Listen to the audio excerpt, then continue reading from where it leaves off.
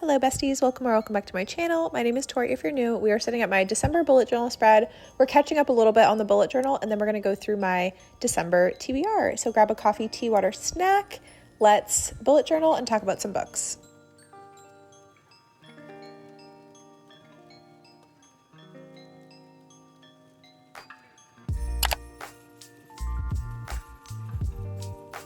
We are going to start with my December spread before we get into some other quick bullet journal updates as well.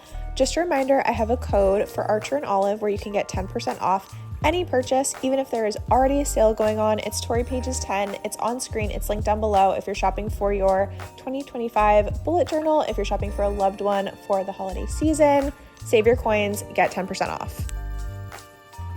We're sticking with my typical spread that I've been doing for this whole year. What am I saying? I was going to say past couple months. We're doing total pages read and then average rating for December, these little boxes.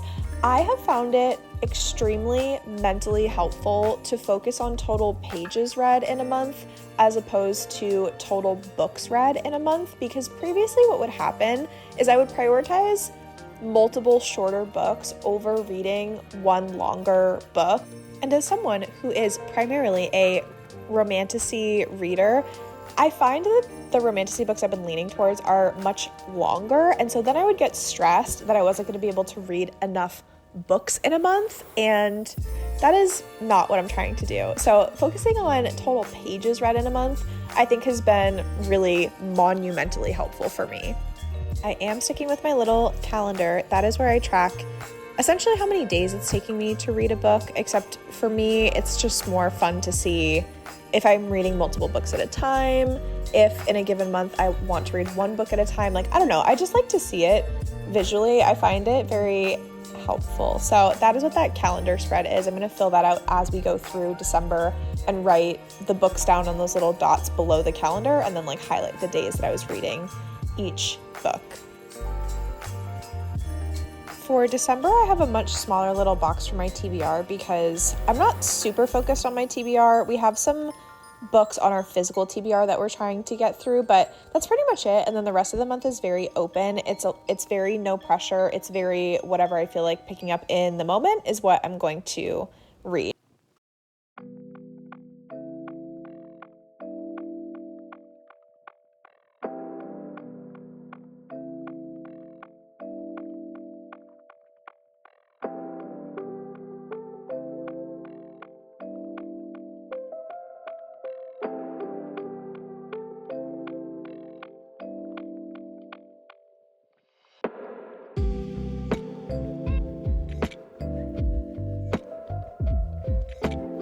We're just adding our final sparkles, our final stickers, and then I just have to update my bookshelves of 2024. I have, a handful of books that I didn't fill in, and then updating our series tracker. I was able to, we won't say finish Rebel Blue Ranch because there's more books coming out in the series, thank goodness, because I need more from Lila Sage, but I have finished what is out so far. I ran to pick up Lost and Lassoed as fast as I possibly could.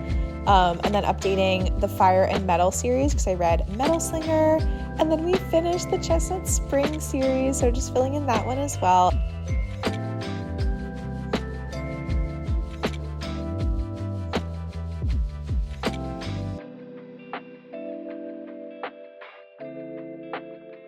And then this is our final December spread, and we are going to sit down to talk about our TBR in just a moment.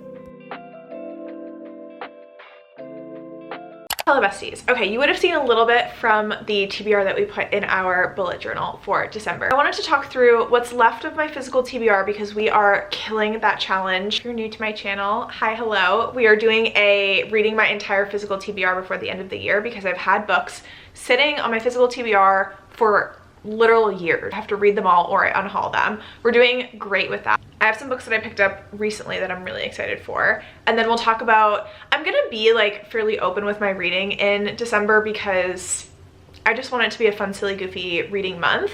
And so I do have a couple Kindle Unlimited books that we'll talk about as well. Okay, so the remaining books that are on my physical TBR, let's talk about those because I feel like they're so random, to be honest. We'll start with this book. It's kind of a crime that I haven't read this yet because all of my friends have screamed at me that I need to read Tomorrow and Tomorrow and Tomorrow by Gabrielle Zevin. This is a book that many people love.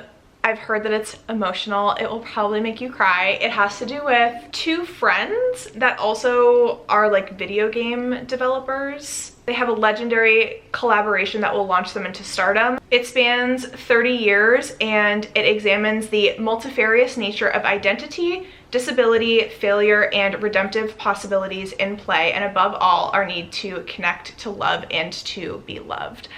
I just haven't been in a litfic mood, and so I've been putting this off, but I bought a physical copy in hopes that that would inspire me to read it, and so this is the time to do exactly that. I have two YA fantasies that I've heard good things about. These are backlist books. They were both published quite a while ago. There is Shadow of the Fox. This is the first book in a series.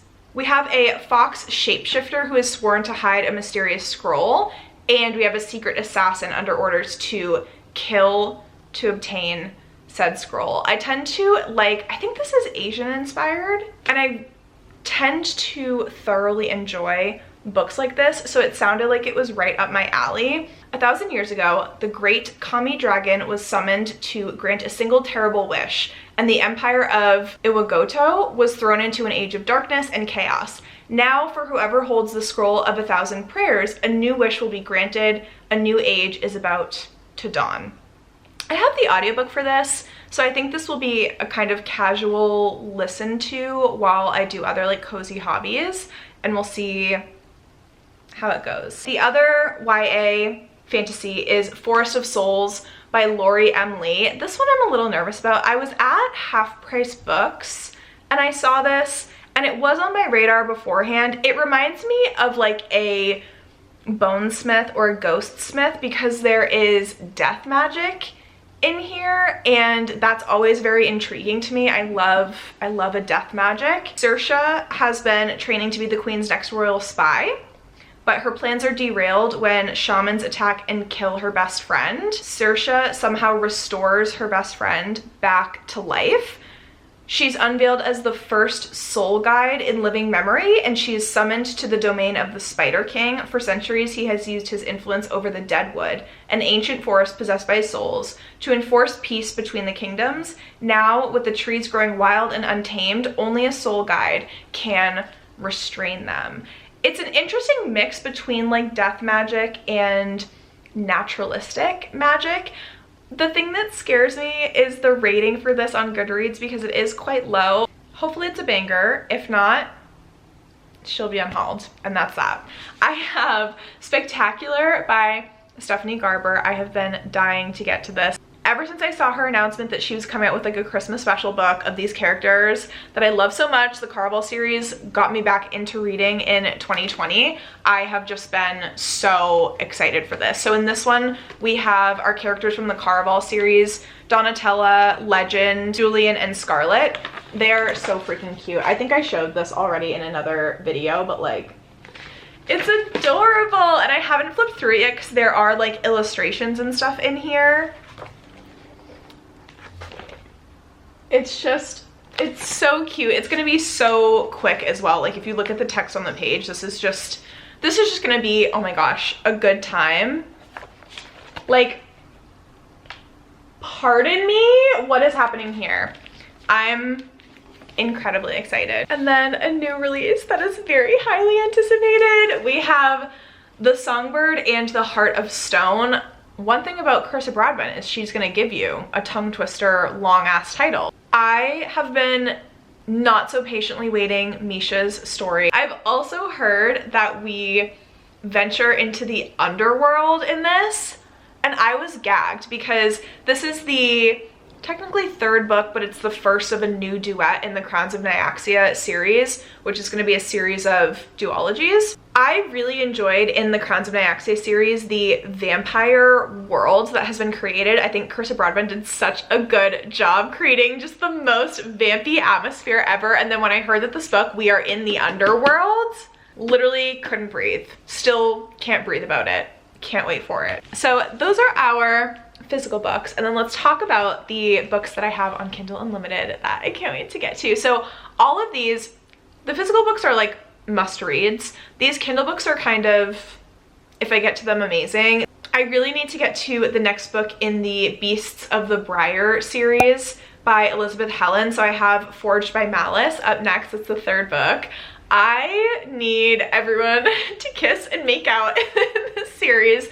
It is a why choose? I will lightly call it a Beauty and the Beast retelling, only because we have a beauty, we have our main character, and she has 4, maybe 5 fae princes who she's trying to help them break their curse, get their magic back, and their curse is that at night they transform into wolves. If you find that Beauty and the Beast retellings tend to feel redundant, I think that these books offer a very fresh story. I still have to read The Wrath King, and this is by Juliet, I think it's Cross. I'm hoping to get to it in November when I'm filming this, but I am quickly realizing that I only have a couple days left of November, so I'm most likely gonna get to this book in December. I've heard really good things about it. It's like another fantasy romance. It has to do with like a dark, I'm assuming like a shadowy type male love interest, and that just tickles my soul, you know? So I don't know really what it's about other than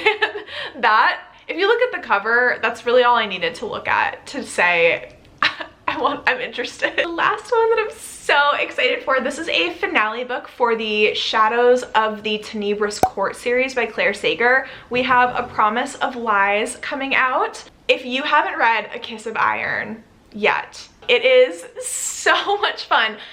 These are long, chunky books. The writing style reads so quickly. Like, you wouldn't think that you're reading an over 600-page book. Don't yell at me, I know. They're very, very long, but they're so worth it. They're so fun. The first book, A Kiss of Iron, just get through the first like 80 pages. It starts off a little kind of kooky crazy and you're like, what is even happening here? Why are they riding saber cats? Like, what is going on? And then you get to the court and there's a bunch of like court mischief, and there's a competition, like a deadly competition in that one, and there's fae, and it's so spicy, and the spicy scenes are so worth it. Our male and female leads end up like spying on each other in the court. Like, please, I don't know what else to say. This series is literally so fun, and I need more people to talk about it. I think that a lot of people get deterred because they are very big and long books, but they read so fast, I promise. I think that's pretty much it for now. That's like what I mainly have on my radar. Please let me know, what are you absolutely dying to read to close out the end of the year? Are you reading holiday romances? I don't really have any holiday romances on here. Those usually come about when I am like in a very particular mood and I just start to scroll on my Kindle Unlimited. But let me know if there's any holiday romances that are on your radar. Thank you so much for watching, friends. I will catch you in the comments, and I will see you in my next one. Toodles!